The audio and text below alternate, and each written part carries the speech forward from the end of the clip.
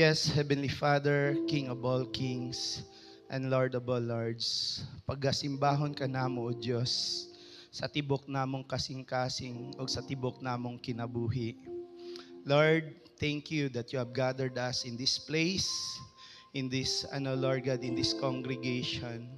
Lord, let your presence be with us. For you have said in your word that two or more gather in your name, you are in the midst of us. Holy Spirit, be in our midst. Let your presence be filled, O God, in everyone's heart. Lord, I pray for everybody, Lord God, that you may open their hearts, their minds, O God, to receive your word, O God. Because your word is true and your word is life, Ginoo. And your word, O God, will transform us in a person that you want us to be, Ginoo. Lord, not my word will be spoken, but your word alone, Ginoo. And I pray that your word will accomplish its purpose in everyone's heart, O God. Lord, apart from you, I can do nothing. Let it be, Lord God, your guidance, O God, be in me, O God, in this very moment. Lord, daghan kayong salamat because you do great things in our lives and you will do greater things pag yun, Lord God, sa among kinabuhi. All praises and glory to you alone. And this I pray in the mighty name of Jesus. Amen and amen. Hello.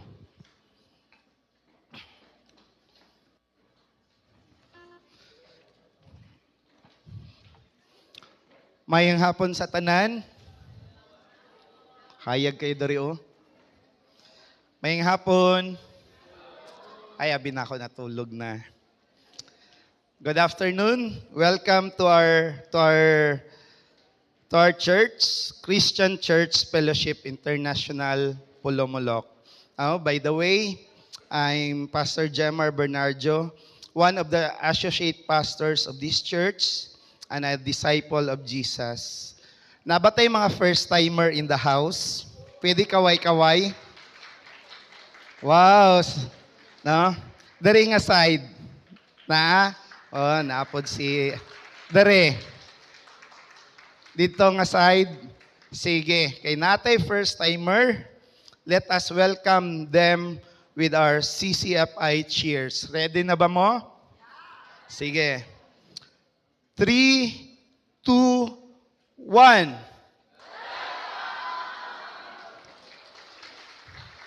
To our first-timers, no, you are welcome in our family, CCFI fam. You are welcome kung ano man mo, no, maulaw mo ang nag-invite sa inyo ha. No, i-ano siya. You are the VIP in this moment, no? Our very important person sa karon nga hapon. Amen. Sige, let us do the recap. Last Sunday service, the word entitled Design with Limitations or with Boundaries. Why God put limitation or boundaries? Ngano kaya? The purpose of God, why there is limitation or boundaries, is for our own good.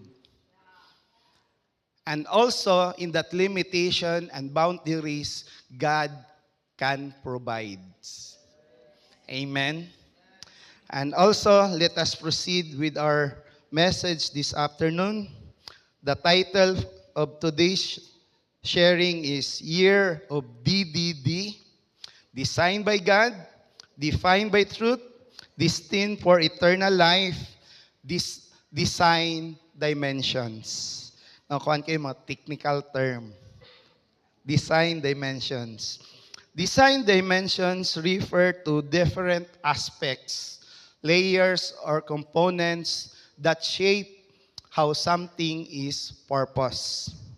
Spiritually, dimensions are core spiritual components God built into our calling or purpose. Let us all stand to read our key text for this afternoon, which is found in Genesis chapter 12, verses 1 to 3. Sige, basahan na to. said to Abraham, "Go from your country, your people, to the land I will show you. Will make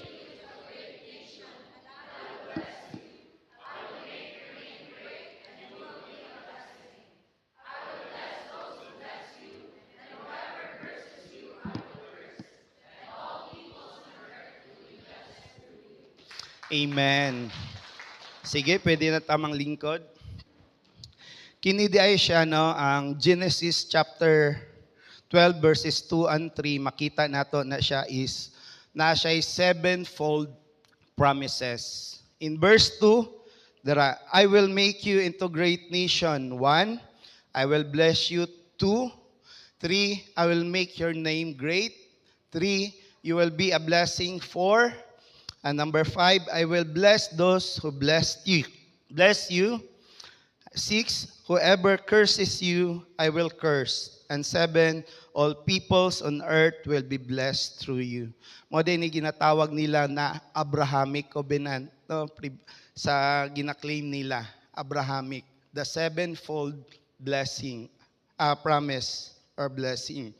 Today, we will look at the life of Abraham or Abram, no?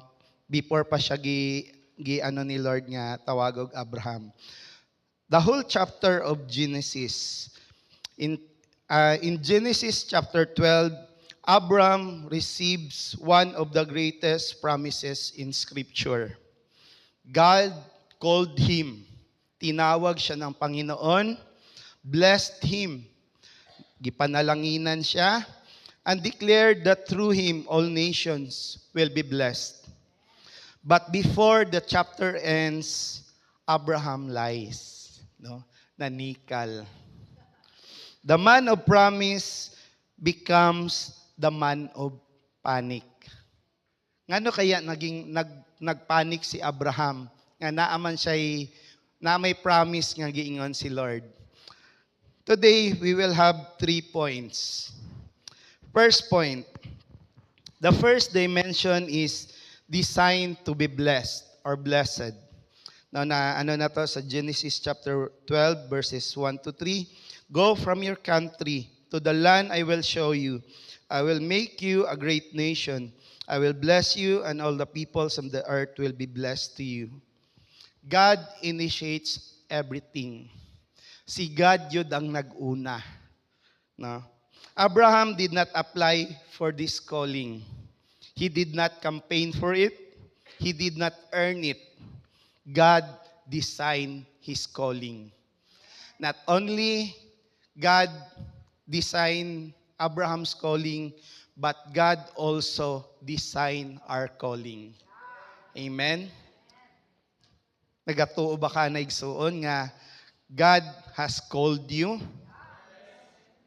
Let us look at the pattern.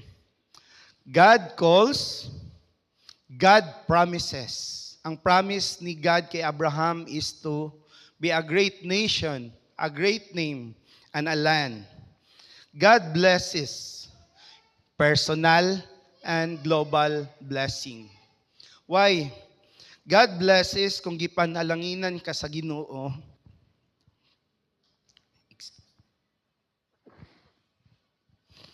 Kung gipanalanginan ka sa Ginoo, you will extend this blessing to others. And last, God sends, no? Ipadala ka sa Ginoo. Before Abram ever builds an altar, God builds a future for him. Mao nang gihimo sa Ginoo.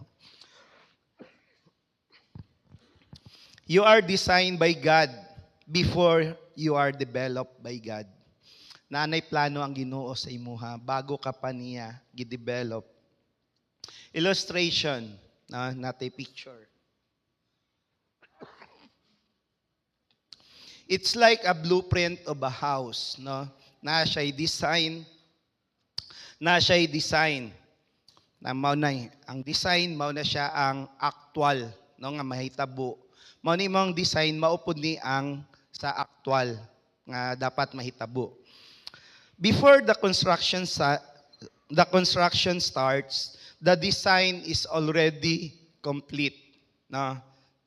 But during the construction, there are delays.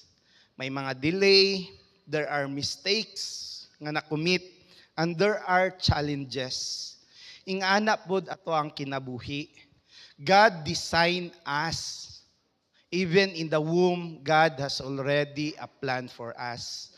But, no, tong naana ta sa kalibutan, we fail, we commit mistakes, we are, nga nahitabo no, na faulta. But, God's design does not change. Wala nagbago ang plano sa Ginoo sa imuhang kinabuhi. That's why, say it with me. Calling comes before maturity. Some of us think God waits for perfection before He calls. Ang uban sa tuwa, naghuna-una nga, dili pa ko ready, Lord. No, God, He calls and then He shapes. Anong ginawa ni Abraham? Abraham obeys, he lives. Okay, dito sa yahang land, katong yahang previous, ano na siya, no? Prosperous na siya. But, ano man nilive siya. Because, kung dili ka mo live sa imuhang comfort zone, you are, no, secure na ka, comfort na ka, wala na wala na iba. But when he lives, he lived with a step of faith sa iyahang life. Then he builds altars. He worship. Everything looks strong until sa verse 10 nga nagkaroon og pamin. Okay? Application. What God already told you to do. Unsa ang gisulti sa Dios kanimo nga imong buhaton? May sinabi na ba sa iyo si Lord sa devotional mo na ito yung gagawin mo? Some of you are waiting to feel ready. But God is saying, start where you are. Yun yung sinabi ni Lord.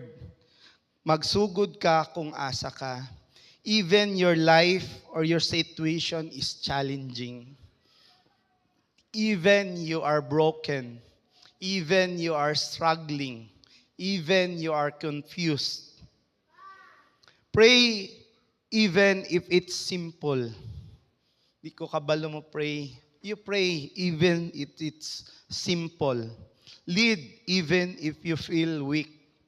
No? In the leadership, no, kita nga mga leaders, makita nato daga disciples sa sahay nalay mo attend, no?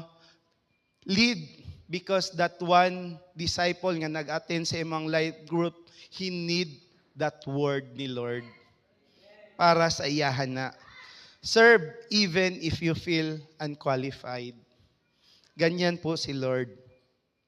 Say it loud. I am designed to be blessed. The second point is designed to be tested. In Genesis chapter 12 verses 10 to 16, sige, na siya. Basahon na to. Sige, mabasa ba? Now there was famine in the land, and Abraham went down to Egypt to live there for a while because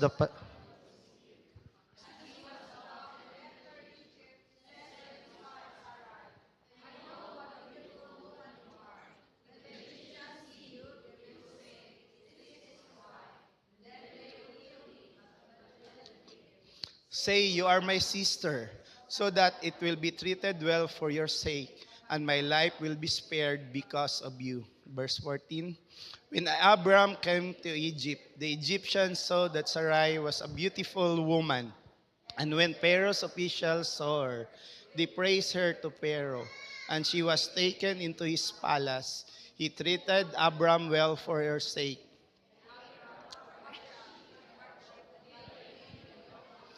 Male and female servants and camels. Faith in God will always be tested. Not once, not twice. How many times were you tested? Ilang ulit ba na na-test ka? Or you fail many times? No, dili nato mabilang sa ato ang mga kamot siguro atong failure. From Abram to Job to Peter to Jesus and you and me, testing is part of the journey. Ang pagsubok ay bahagi ng paglalakbay in our spiritual journey in the Lord. God does not tempt us. God tests us. Nantaw na to ang pagkaiba sa temptation o sa testing. Testing reveals what's inside your heart. If you overcome testing, it will strengthen spiritual muscle and produces maturity. But temptation seeks to destroy and appeals to sinful desire. Mao na siya no, ang temptation. That's why si Jesus was tempted. Tung nag-ano na siya sa ano niya after tong nabaptize siya. Because Satan wants to destroy Jesus para dili ma-fulfill ang redemption plan ni God the Father. Amen? Isn't that interesting? God promised blessing. Nag-promise si Lord og blessing, then came famine, kagutom. No, naay kagutom. But here's the truth. Blessing does not remove testing. Ang pagpapala ay hindi inaalis ang pagsubok o panalangin. Kung gipanalanginan ka sa Diyos, then napon na'y mga pagsulay.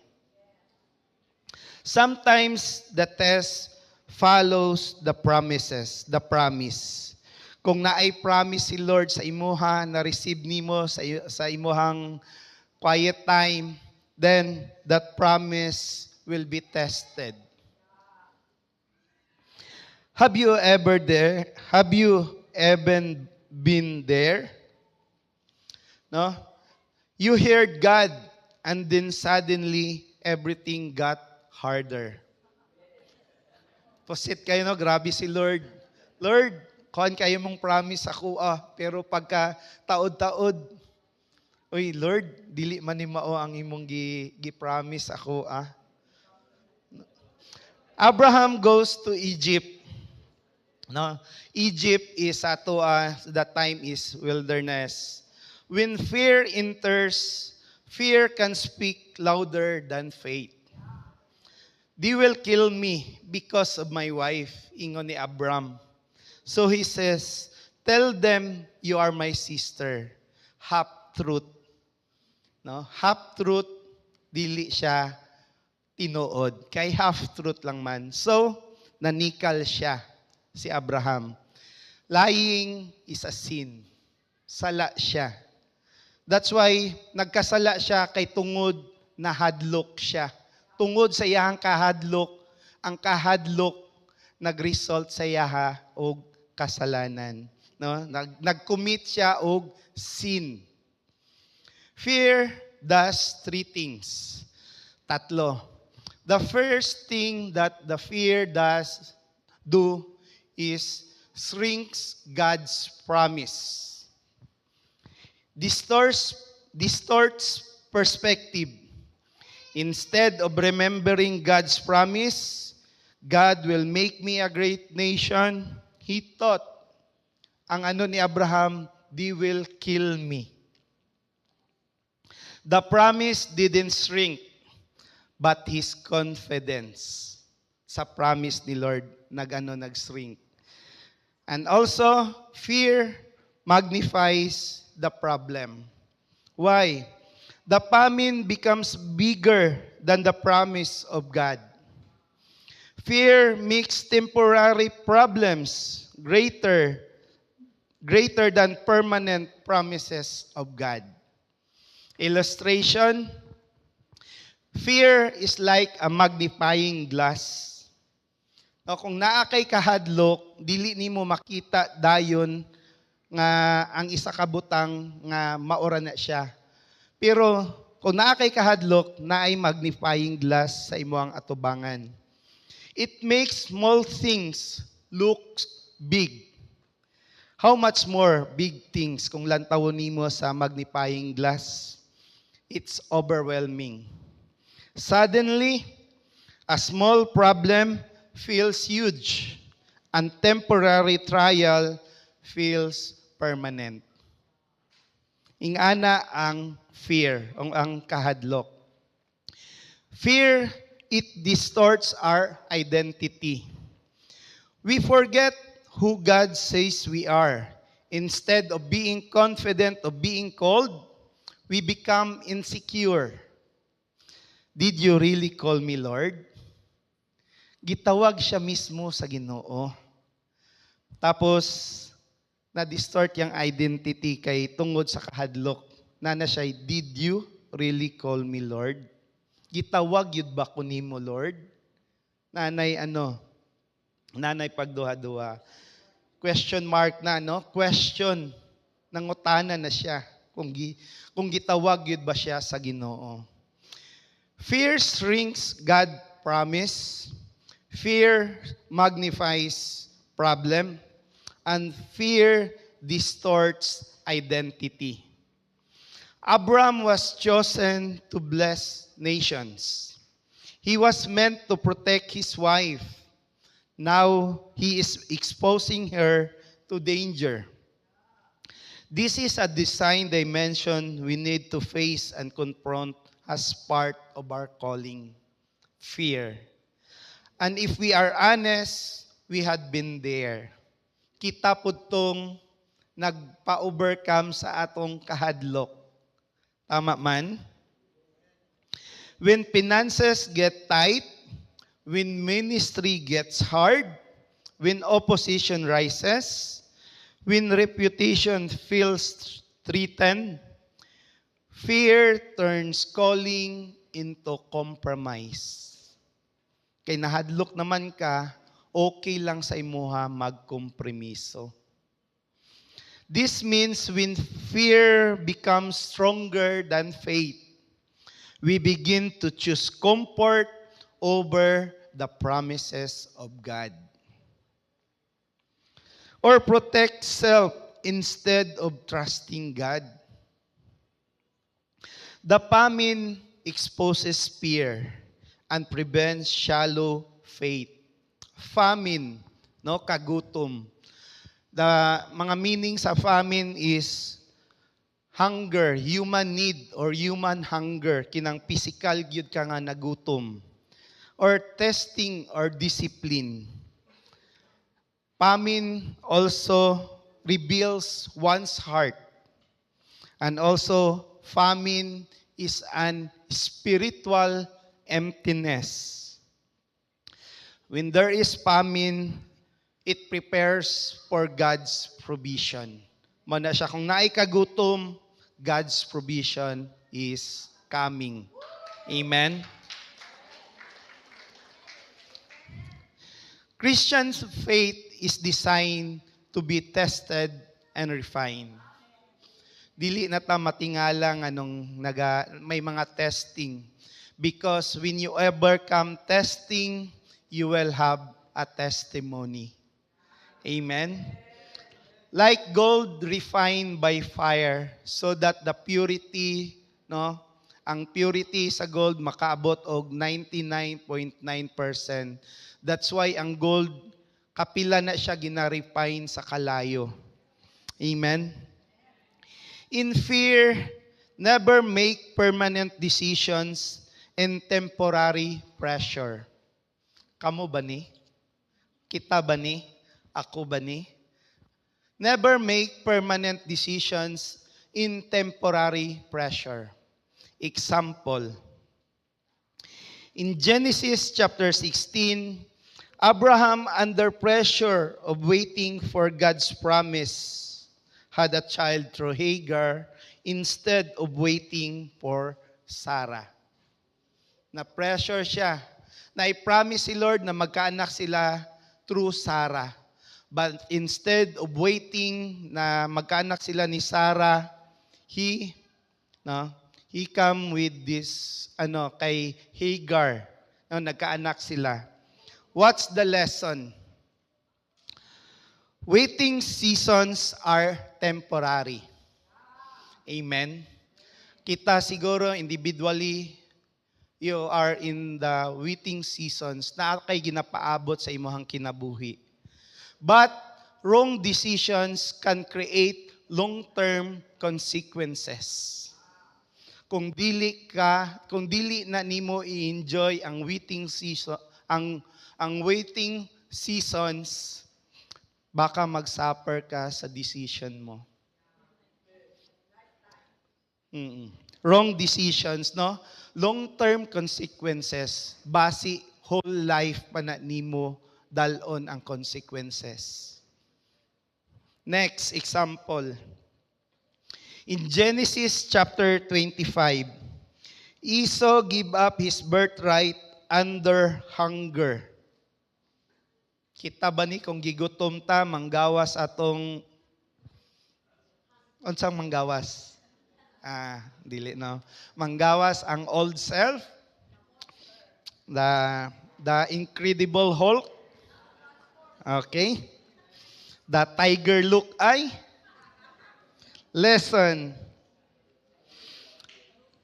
Unsa bang lesson, no? Nganong si Esau wala siya pagpahalaga sa iyang birthright.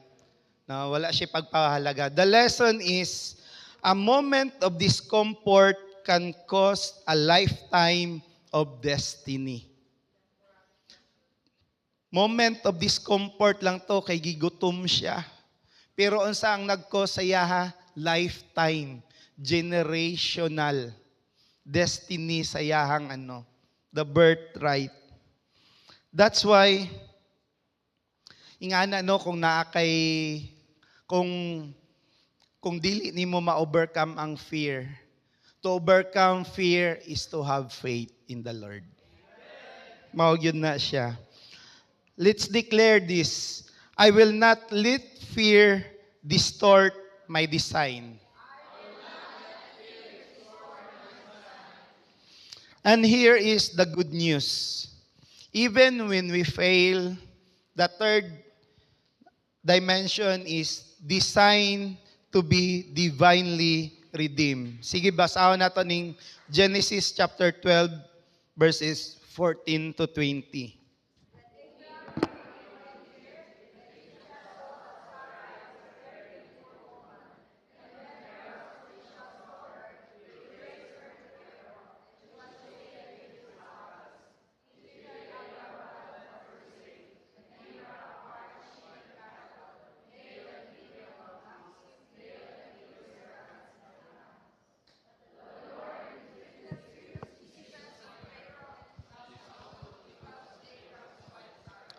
So Pharaoh summoned Abraham. What have you done to me? He said. Why didn't you tell me she was your wife? Why didn't you say she is my sister, so that I took her to be my wife? Now then, her is your wife. Take her and go. Then Pharaoh gave orders about Abram to his men. They sent him on his way with his wife and everything he had. Amen. Na si Sarah is half sister man gyud siya ni Abram. Totoo 'yon. Pero ang wala lang ni Abram is nga pagiging ngayahang asawa. Mato na naglay siya. Half truth. Tikal gyapon. Nanikal gyapon siya. Who fixes the mesh? It's not Abraham. God steps in. Nabasa man yun nato that God steps in. He inflict the Pharaoh's household. The Lord afflicts Pharaoh's house. The Lord protects Sarai. The Lord preserves the covenant line. Amen. When you are cold, when you are cold, the Lord will always preserve you. Kung tinawag ka ni Lord, if you answer to His calling, He will preserve you no matter what. Amen. Abraham fails. God remains faithful. I fail. My God remains faithful. God does not cancel the covenant, and God does not withdraw the promise. No, na failure man si Abraham pero wala gibawi ni Lord yahang promise sa iyaha. Og wala pud niya gielisan si Abram. Grace intervenes. Gracia. Mo na sa one sa atong faith no tong sa sola gratia. Grace alone. We undeserved, no? Dili ta karapat dapat, but God give it to us anyway. Dili ta karapat dapat sa Ginoo, pero giluwas gyapon ta sa Ginoo. That is grace. Grace does not excuse sin, but grace preserves the called. Yung mga tinawag ni Lord, He will preserve by His grace. Amen. Abraham endangered the promise, God defended it. That is divine redemption. Humanity's greatest design failure was sin. God's greatest covering was redemption through the cross. That's why I would like to acknowledge, to stand up yung mga brothers natin na newly encountered, no? No? No? Sige. Thank God for your life. Padayon. 15 men who encountered the Lord. Amen. Sige, pwede na mo manglingkod. From Genesis to the Gospel, the message is consistent. God's faithfulness is greater than man's failure. Illustration, paano natin ito illustrate? Kinsa bang mga parents diri nga naay anak? Ang anak nga ga-practice palaglakaw. Na? A child is learning to walk. He falls. Does the father reject him? No. Maupod na kita. When we start to walk in our spiritual journey, sometimes we fall. But God does not reject us when we fall. But what our God does, He lifts us up. He steadies us. He helps us again to walk. Amen. Say it with me. God's faithfulness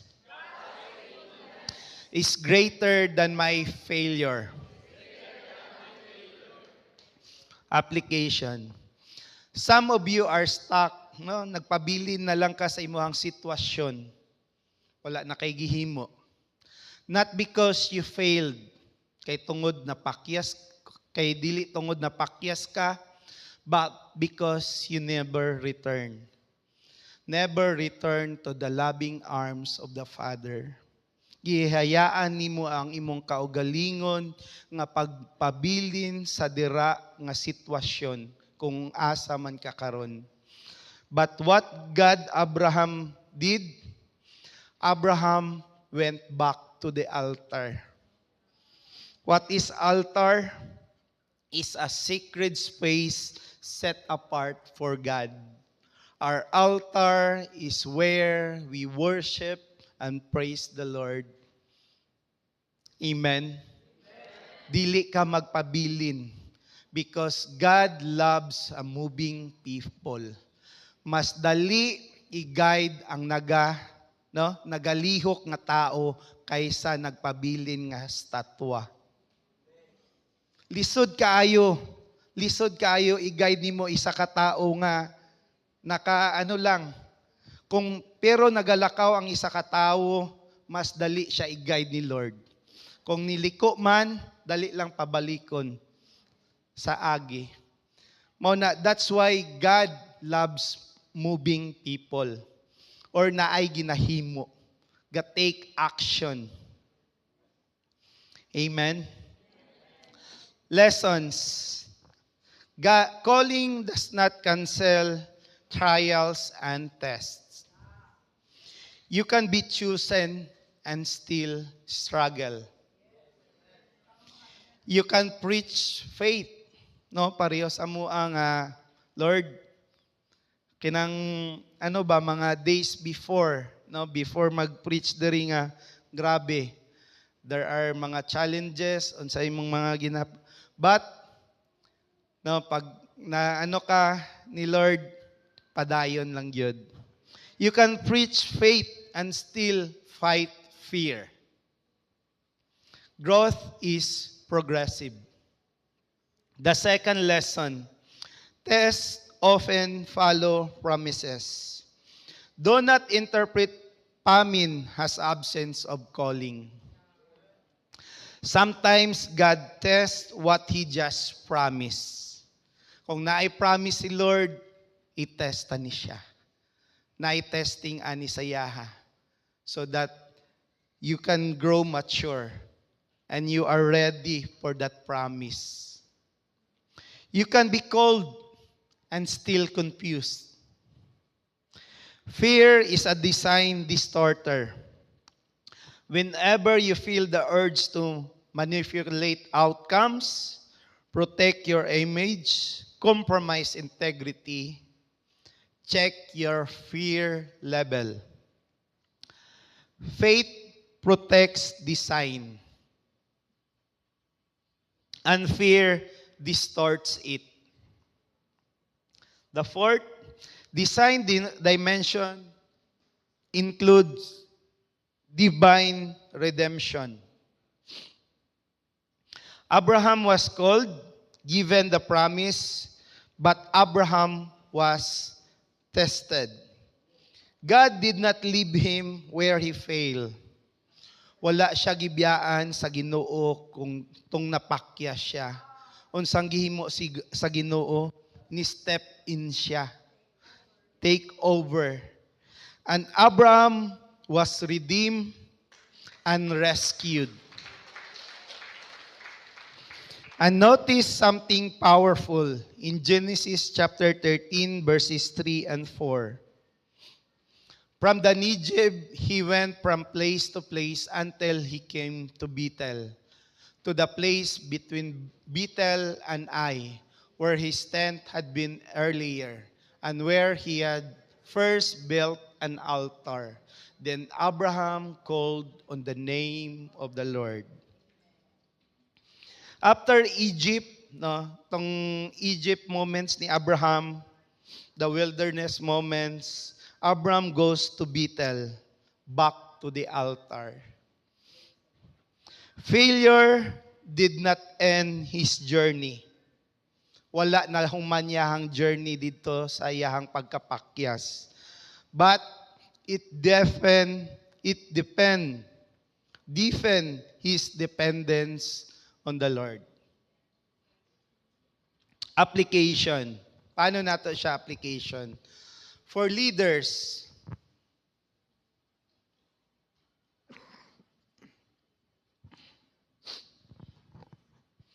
you will have Egypt moments, or wilderness moments. Moments where pressure exposes insecurity. The question is, will I ever fail? The question is not where I ever fail. The question is, will I return to the altar?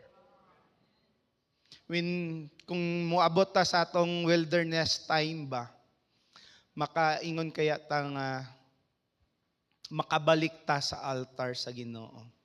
Because kung lang taon nato tong wilderness times nga gilid tong sa, di ba, ni Moses tong sa out sa Egypt tong mga ano niya, the Lord is always there. He is in the ano, di ba, sa dalawa, fire by night and the clouds by day. Muna ang question. The question is, will I return to the altar? Leaders, kung ma-fail ta, can we return to the altar? Balik ta. Amen. For families, no, mga pamilya, dagan man yun ta mga pamilya dari. Fear can make us protect ourselves at the expense of those we lead and love. Unsang gihimo ni Abraham dari, giano niya iyang asawa. Kay nahadlok siya nga siya patyon. Gidinay. Ingana ang kahadlok. Fear can make us protect ourselves. For church, as a church, we must build cultures where repentance is safer than pretending. Unsa ba ni pasabot? When we sin, pretending is hiding something. No, basi na kay ginakagiliwan nga sala dira. Kaya you pretend. You no, iba ang imuhang life diri sa gawas iba. Let us open ourselves to our leaders. Dili ta mahadlok or kung ma-rebuke ta sa atong leaders or makorek ta sa atong leader, dili ta mahadlok. Or dili ta mohadlok nga i-share nato atong confession sa atong leaders, atong struggle, atong sala. No one will condemn you. Dili ka i-condemn sa leader, sala man day ka. Dili ingana. But what we will do for you, we will pray for you. Amen. Dili ta mahadlok kay the things that you shared with your leader is kept between you and your leader. Walay makabalo ana. As long as you are open to your leader. Grace is strongest where honesty is present. Dira ang grasya. Kung kita tinud-anay ta nga pakita nato nga naga-struggle ta. Nobody is perfect. We have our own we have our own struggle. We have our own trouble. But one thing remain. God is faithful. Like the prodigal son came back to his father saying, I have sinned against heaven and against you. Yun niya, nagrepent siya, nakasala siya sa iyang amahan, o sa maunang, unsang gihimo sa amahan, he embraced his son. No? Mauna ang gugma sa atong amahan. While we are still sinners, Christ died for us because He loves us so much. When God calls you, you don't need all the details. Kung gitawag ka sa Ginoo, no, kami dati before me ano mi as a pastor, dagan kay mig mga agam-agam, no, dagan kay mig mga pwede dili lang sa, no. But when God calls, you don't need all the details. It needs obedience. Obedience siya. Because tong gitawag si Abraham, iyang response is to live. No, nihawa siya sa iyang immediately dayon. Your blessing is not just for you. Ang mga panalangin or pagpapala ng Panginoon na binigay sa iyo, dili lang na para sa imuha. It is meant to impact to others or to share with others. Diba, mo tong ganina sa ato ang unang nga mga slides, personal and global blessing. Kung gi-bless ka sa Panginoon, much more you will bless others also. Yun yung tunay na pagpapala ng Panginoon. Amen. Even when you fail, God's purpose for your life still stands. Huwag mong sabihin, failure ako, di ako nakatapos, kung lang man akong nahuman, dili ko makaano. God has a purpose. We know that that the Lord designed us before we were born. God has a plan for us. Huwag mong sabihin na failure ko, nagkulang ko, but you are in the Lord will transform you in a person that He wants you to be. Amen. Build altars in your life. Mag-build tag-altar. Diba sa time ni Abraham, kung mag-build sila og altar, mag-offering, magpasalamat. Altar, let us develop a consistent worship and prayer life. Especially sa atong mga holy disciplines. It is for our own good. Dili na kay giingon sa imong leader, but para na sa atuang para sa atuang protection and for our own good. Dili na mo nga balik-balik mo ni mag-ingon si leader. No, dili ka nga mag-clanging symbol nga balik-balik. But gina-remind lang ka sa imong leader, sa imong purpose. Altar. Let's go back to the altar. Conclusion, your life has 3 dimensions. Designed to be blessed, designed to be tested, and designed to be divinely redeemed. Let us declare this. I am designed to be blessed. I am designed to be tested. I am designed to be divinely redeemed.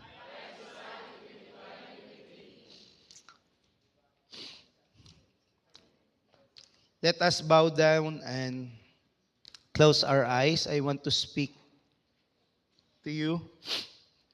If you are the cold but hesitant, you know God is calling you.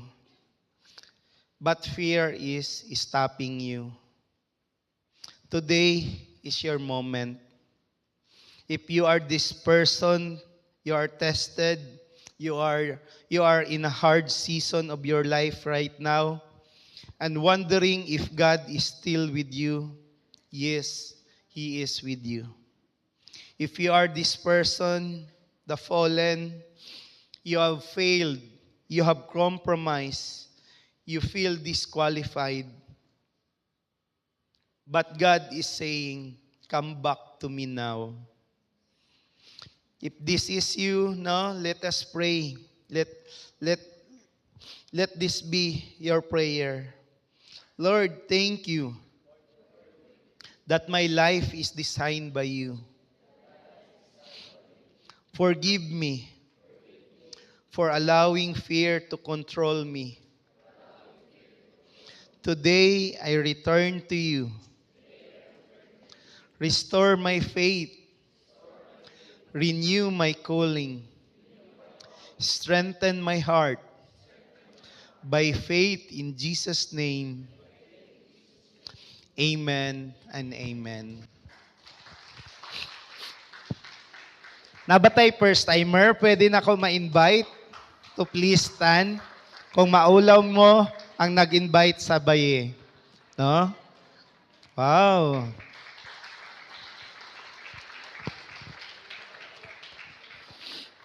To the first-timers, you are designed to be blessed, to be tested, and to be divinely redeemed. God is not done with you. Amen.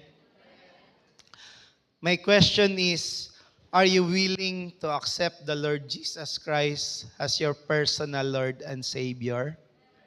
Amen. No?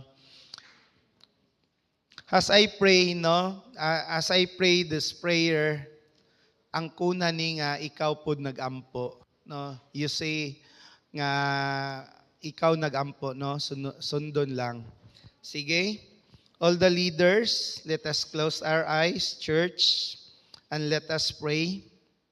Dear Heavenly Father, I come before you today acknowledging my need of a Savior. I believe that Jesus Christ is your Son, that He died on the cross for my sins and rose again to give me a new life. Your word says, salvation is found in no one else but in Jesus Christ. So right now, I turn away from my old life. I put my trust in Jesus alone. Lord Jesus Christ, open the door of my heart and I accept you. Please forgive all my sins and become my personal Lord and Savior. Jesus Christ, take control of my life. Make me a person you want to be. Thank you for your gift. Thank you for your grace I now receive. From this day forward, I am yours. By faith in the mighty name of Jesus, I pray. Amen. Sa ato ang mga first-timers, if you want to, to continue your journey with us, you can ask the person who invited you. You are welcome. No, there is a CCFI family. Amen. Sige, pwede na tamang lingkod. Sige, na-bless ba tatanan? Sige, let us close in a prayer. Let us close in a prayer. Yes, Lord, we praise and thank you, O Father, for your word. Lord God, that you have sealed your word, O God, by your most precious blood, O God, in everyone's heart. Because your word is living and active, O God, and your word will transform their lives, O God. As they hear your word, O God, their lives will never be the same again. Lord, you are our Jehovah Jireh, O God. You will provide all our needs, O God, according to your riches in glory. Lord, thank you for the victory, O God, we have in Jesus Christ. And this I pray in the mighty name of Jesus. Amen and amen. Sige.